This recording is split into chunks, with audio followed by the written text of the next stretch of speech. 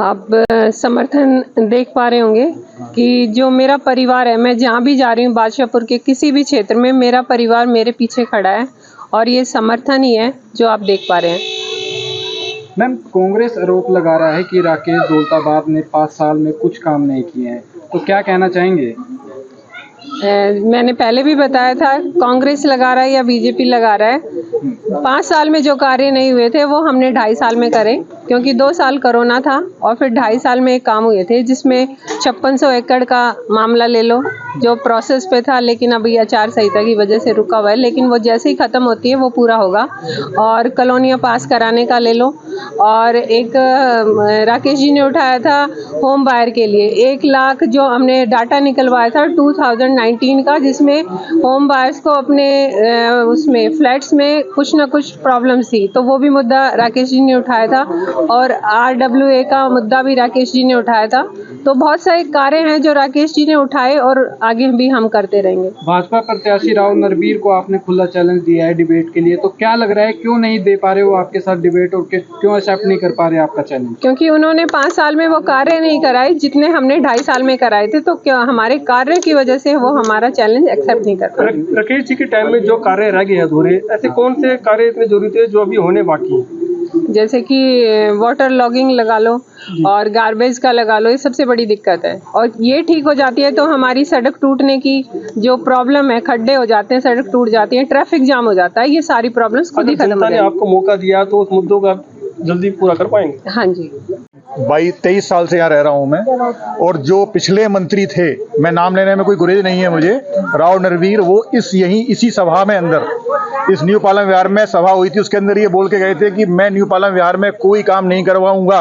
उसका कारण ये है कि मुझे यहाँ से वोट कम मिले हैं। ये पूछते थे मेरे से, पूछ के बनाया मकान कि आपने हमसे पूछ के बनाया मकान, यहाँ पर किसने कहा मकान बनाने के लिए आपको? तो ये मैं स्टेटमेंट बिल्कुल होशो आवाज में दे रहा हूँ मैं ये। तो आपको क्या लगता है कि मैंने पिछले बार भी राकेश दौलताबाद जी को पूरा समर्थन दिया था, पूरे इलाके में घूमा हूँ मैं, और इस बार भी आदरणीय भाभी जी कुमुदनी दौलताबाद को खुला समर्थन है, और जहां तक होगा पूरी मेहनत करके जिताएंगे उनको। मैं पहले तो सभी सदस्यों को नमस्कार करता हूं जी, चैनल सुनने वालों को सभी को, और मैं RWA प्रेसिडेंट दिनेश तंवर साहिबगंज से।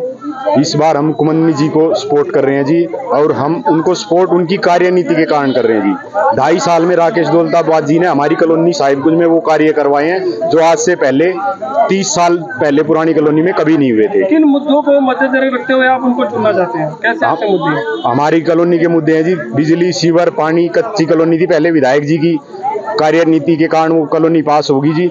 इस कारण पूरी कॉलोनी, साहिबगंज कॉलोनी और गंगा विहार कॉलोनी, दोनों कॉलोनियां ही अपने विधायक जी के कारण, कार्यनीति के कारण कुमुदनी राकेश दौलताबाद जी को सपोर्ट कर रही है। आखिर आपकी समस्या का समाधान कौन कर सकता है? कुमुदनी राकेश दौलताबाद जी ही एक ऐसी नेता है जी जो हमारी कॉलोनियों का और हमारे जो भी समस्याएं हैं उनका समाधान कर सकती है। देखिए, आज ये प्रोग्राम न्यू पालम विहार इलाका जो लगभग 25,000 का यहाँ पे वोट बैंक है, 1.5 लाख की आबादी है, और ये इलाका 30 साल से अनियमितता का कलंक झेल रहा था। अनेकों बार हर दर पे न्यू पालम विहार निवासी गए थे, और न्यू पालम विहार के बेटे ने वादा किया था कि अगर मैं न्यू पालम विहार नियमित नहीं करवा पाया तो मैं अगली बार आपके पास वोट मांगने नहीं आऊंगा।